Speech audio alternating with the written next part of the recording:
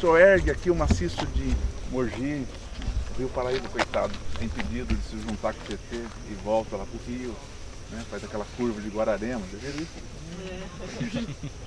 Né? Vai para lá. A região de São Paulo sofre toda essa deposição de sedimentos, argila, então quando o rio sai, começa a depositar areia, né? Então esses sedimentos terciários preenchem aquele buraco todo. E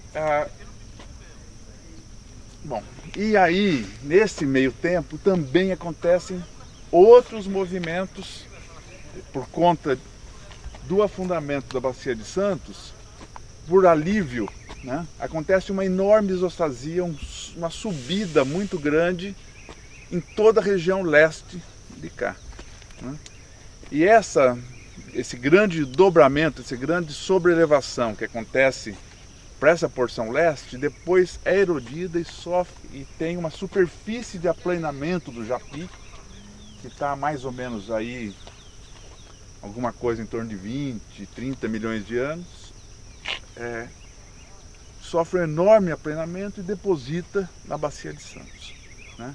Então a gente tem várias, se a gente for ver a Mantiqueira, na altura lá de Guaratinguetá, a gente vê que ela é retinha, né? Aqui do litoral a gente pode ver alguns trechos da Serra do Mar também retinha, pouco erodida. Isso tem a ver com uma fase que isso tudo foi erodido e aplanado. Então tem toda uma história que está lá no texto, no site, certo? Pra não... Bom, mas o fato é que a Serra do Mar ia lá para dentro, mais de 100 quilômetros para dentro do nível que está hoje. E ela vem sofrendo aí todo um processo erosivo, né? Um processo erosivo para chegar nessa escarpa atual. Ela estava lá para dentro e esse processo erosivo, ao longo dos últimos milhões de anos aí, o nível do mar oscilou muitas vezes, certo? E oscilou muito, né? Por exemplo, há 14 mil anos atrás, que é a última glaciação, o nível do mar aqui nessa região estava alguma coisa da ordem de 120 metros abaixo do atual. Então estava muito longe. Isso significa que o nível do mar estava tão longe, a erosão aqui era muito mais atuante, muito mais forte, até porque o nível de base tem muito mais potencialidade para os processos erosivos. E teve um momento que o nível do mar estava um pouquinho mais alto, uns 3 metros, 4 metros, 3 metros. Acho que por volta disso, há 5 mil anos atrás, né? Bom, sei que quando os portugueses chegaram aqui, eles encontraram a serra mais ou menos onde está hoje, ainda marcada por escorregamentos. Então os escorregamentos, os grandes escorregamentos, corridas, movimentos de massa, são características desse processo evolutivo, erosional, que a Serra do Mar vai sofrendo nesse recuo, né? É uma escarpona e vai depositando nesse fundo de baía aqui esses sedimentos e formando a planície que é a Baixada Santista.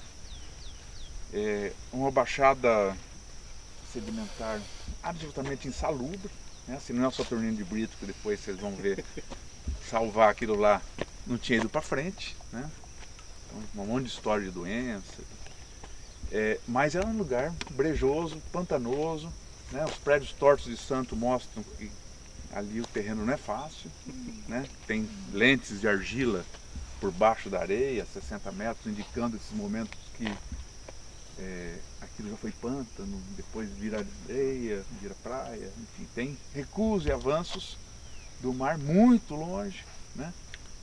E a erosão vai comendo, enfim. E aí, quando os portugueses precisam subir, eles encontram várias alternativas. Uma genial, que é aquela usada pelos tamoios, né, que chama?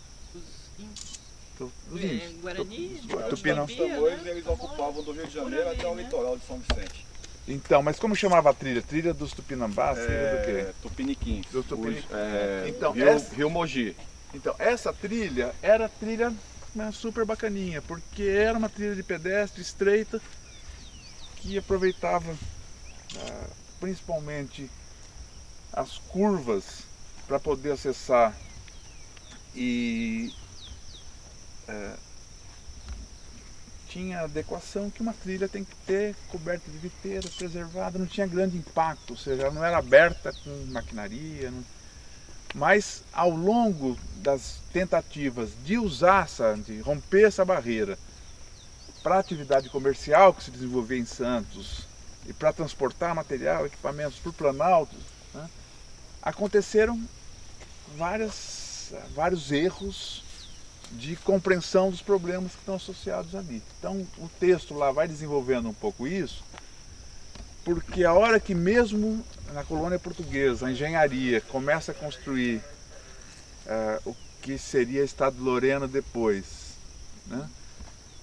Não é Estado de Lorena, é essa aqui, como é que chamava antes? A Estrada da Maioridade. A Estrada da Maioridade, já usando um pouco de engenharia bruta, ela faz muito corte, né? Muito corte em talude, para poder passar carretas, né? Ainda não eram carros. E depois, para construir essa estrada, já para atender a nascente, a perspectiva da indústria automobilística e depois a indústria automobilística, ela vai executando, mesmo quando importa a tecnologia, como foi a construção da Anchieta, que vieram grandes engenheiros alemães, né, para construir a Anchieta, que trouxeram todo o conhecimento da geologia de engenharia e da geotecnia para a gente, eles eram absolutamente brutos, né? Então, um dos livrinhos que está disponibilizado no site, e quem quiser ler a gente repassa, que é o livro do Álvaro Rodrigues dos Santos, tem fotos da construção em que enorme quantidade de aterro, de material removido dos cortes, é lançado em encostas e depois geram grandes escorregamentos, né? E aí nós vamos ter a construção da Imigrantes, mesmo na sua primeira fase, embora tenha uma tentativa de conceber uma estrada sem grandes cortes, ainda tem a brutalidade da técnica, e a segunda fase que já começa a entender que uma construção de estrada não pode ser pensada sem uma interdisciplinaridade e entendimento do ambiente.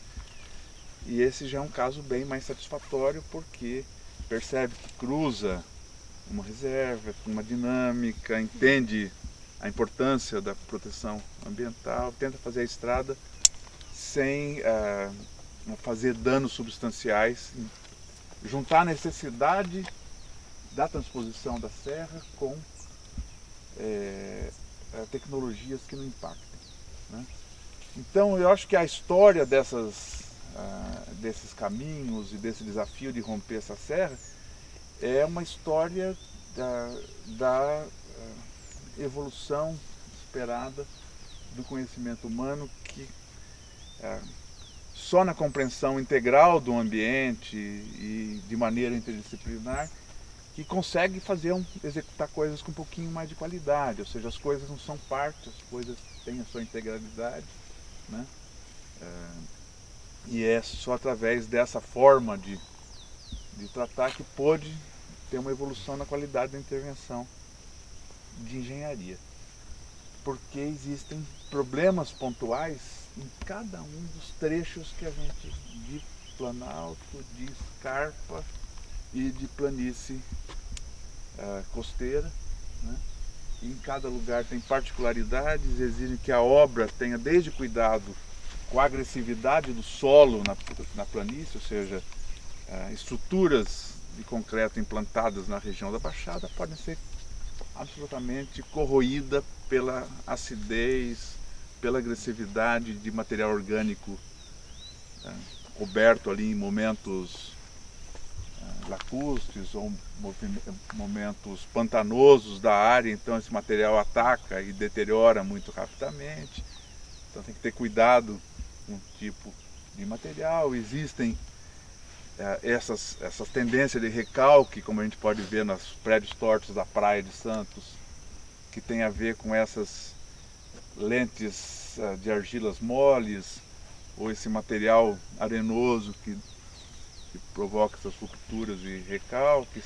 Depois na escarpa tem toda a história dos deslizamentos, da erosão, das corridas né, que precisamos tomar cuidado. Quando chega no Planalto é outro tipo. Então, esse entendimento complexo aí é que a gente vai tentar chamar a atenção no caminho.